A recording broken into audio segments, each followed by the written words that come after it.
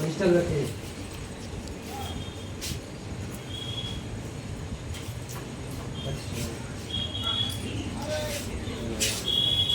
KG নাকি?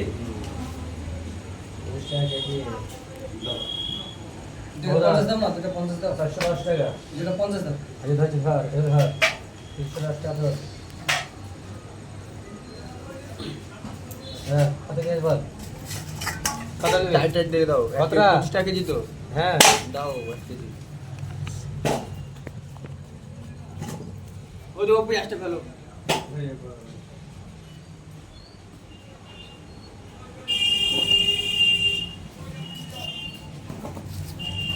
যা দাদা আগে যা।